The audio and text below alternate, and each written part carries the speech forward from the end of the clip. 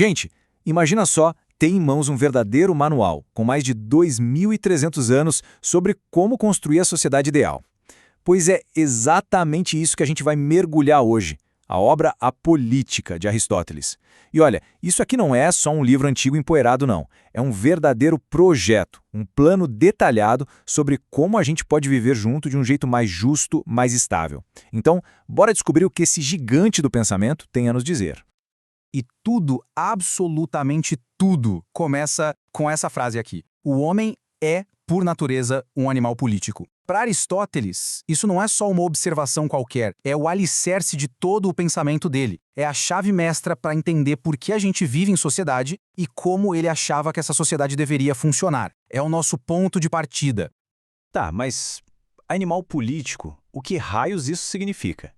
Pode esquecer a política que a gente conhece hoje, de partido, de eleição. O papo aqui é muito mais profundo. É sobre a nossa própria essência como seres humanos. Então, para Aristóteles, a coisa é a seguinte: ser humano é ser social por natureza. Ele até dizia que a gente é mais social que as abelhas ou qualquer outro animal que vive em grupo. E sabe por quê? Por uma coisinha que só a gente tem: a fala. A natureza, que segundo ele não faz nada em vão, nos deu a capacidade de conversar, de debater o que é bom, o que é mal, o que é justo e o que é injusto. E é essa conversa que cria os laços que formam a família e depois a cidade. Viver em comunidade, portanto, não é uma escolha. É a única forma da gente atingir nosso potencial máximo. E aqui a coisa fica séria.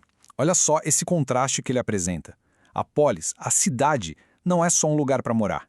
É a ferramenta que nos civiliza. Ele é direto, preto no branco.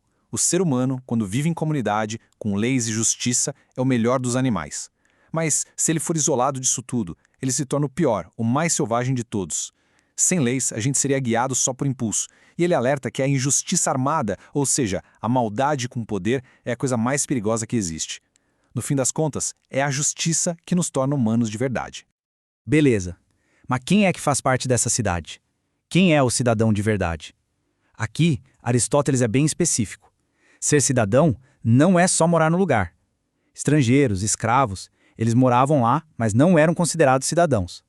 Para ele, cidadão mesmo é quem participa ativamente da coisa pública. É quem pode ser juiz, quem pode governar, mas, e essa parte é crucial, também é quem sabe ser governado. É uma via de mão dupla, uma prática constante de saber mandar e, tão importante quanto, saber obedecer às regras do jogo. Ok, a gente falou da cidade o corpo inteiro, né? Agora vamos dar um zoom, vamos olhar no microscópio. Qual é a célula, a pecinha fundamental que forma tudo isso? Para Aristóteles, a resposta está na casa, na família, o que ele chamava de oikos. E dentro dessa célula, dessa casa, ele enxerga 3 tipos de relação, 3 dinâmicas de poder: a do senhor com o escravo, a do marido com a esposa e a do pai com os filhos. O ponto-chave aqui é que para ele isso não era só uma dinâmica familiar, um problema de dentro de casa, não. Agora a gente entra num tópico bem complicado, que é a visão dele sobre a escravidão. É importante entender que isso reflete o pensamento da época, tá? Ele teoriza sobre uma escravidão natural, a ideia de que algumas pessoas nascem com um corpo mais forte para o trabalho manual e outras com a mente mais apta para governar. Mas ele também fala da escravidão convencional, aquela que vinha da guerra. E o mais interessante é que ele mesmo admite que essa segunda era super polêmica. Já naquela época, outros filósofos questionavam se era justo que a força bruta, uma vitória na guerra, pudesse definir o destino de uma pessoa para sempre. Ainda falando da casa, como é que a família se sustenta? Como ela adquire o que precisa? Bom, a primeira forma é o que ele chama de aquisição natural. Pensa no básico do básico. Plantar para comer, caçar, pescar, tudo para suprir as necessidades da família. Para ele, isso era perfeitamente normal, necessário e bom. A natureza dá o que a gente precisa e essa forma de adquirir riqueza tem um limite claro, a própria necessidade da casa. Mas aí existe o outro lado da moeda, a aquisição artificial ou crematística. Aqui o objetivo muda completamente. Não é mais suprir uma necessidade, é ter lucro pelo lucro, é acumular sem fim. E o Aristóteles tinha um ranço especial pela usura, que é a prática de cobrar juros. Para ele, isso era a coisa mais antinatural do mundo, porque era como se o dinheiro, que devia ser só um meio de troca, começasse a ter filhotes, a se reproduzir sozinho.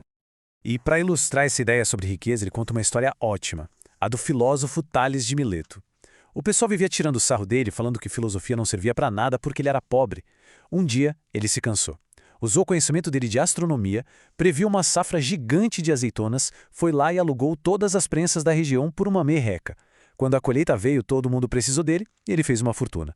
A moral da história não é que os filósofos não sabem ganhar dinheiro, é que eles entendem que essa busca sem fim por riqueza não é o objetivo de uma vida boa. Certo, já vimos a célula, a família, agora vamos dar o zoom out de novo e voltar para a cidade inteira. Como seria a cidade ideal na prancheta de Aristóteles? Quais seriam os ingredientes para uma polis que funciona de verdade? E essa, gente, é a pergunta de $1 milhão, né? Desde a Grécia Antiga até hoje, todo mundo quer saber como é que se cria um sistema político que não desmorona, que não vive em crise, que não se autodestrói. Bom, Aristóteles achava que tinha a resposta. Para Aristóteles, a raiz de toda a instabilidade política está nos extremos. De um lado você tem os super ricos. Eles os descrevem como arrogantes, mimados pelo luxo, gente que não sabe obedecer e só quer mandar nos outros como se fossem tiranos. Do outro lado, os muito pobres. Pessoas que, pela miséria, se tornam cheias de inveja, de ressentimento, cerviz. Uma cidade só com esses dois grupos, ele diz, não é uma cidade de pessoas livres. É um campo de batalha de senhores e escravos. E qual é a solução de Aristóteles para esse impasse? O meio termo, a mediânia, a classe média. Para ele, os cidadãos que têm uma fortuna moderada, nem rica demais, nem pobre demais, são a espinha dorsal de um Estado estável. Por quê? Porque eles não têm a arrogância dos ricos para querer passar por cima de tudo, nem o ressentimento dos pobres para querer destruir tudo. São as pessoas mais propensas a seguir a razão. É a classe média que funciona como a cola, o cimento que segura a cidade de pé. E o mais legal é que Aristóteles não fica só na teoria, não. O cara era prático. Ele desce aos detalhes de como a cidade ideal deveria ser fisicamente. A população tem que ter o tamanho certo, nem gigante, nem minúscula. O território precisa ser fértil e fácil de defender. Acesso ao mar é bom para o comércio, mas ele alerta que é preciso controlar para não entrar maus costumes de fora.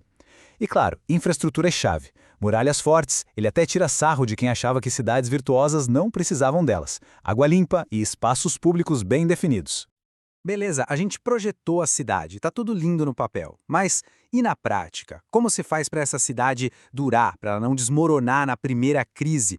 Como a gente evita a ruína?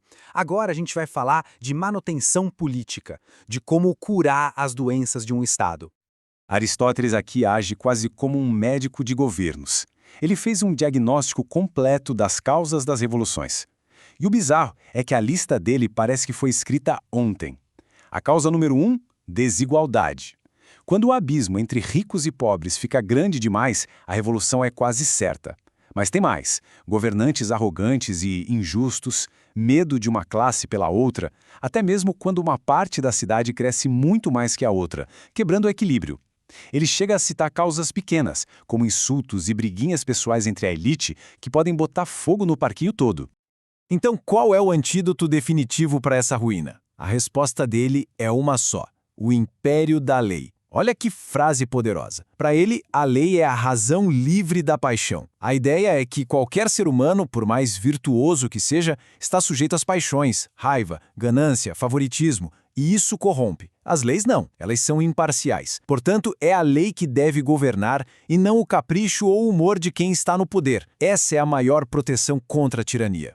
E agora, para a gente ir fechando, vamos dar aquele passo para trás e pensar um pouco. Por que a gente está aqui, mais de 2 milênios depois, ainda discutindo as ideias de um filósofo grego?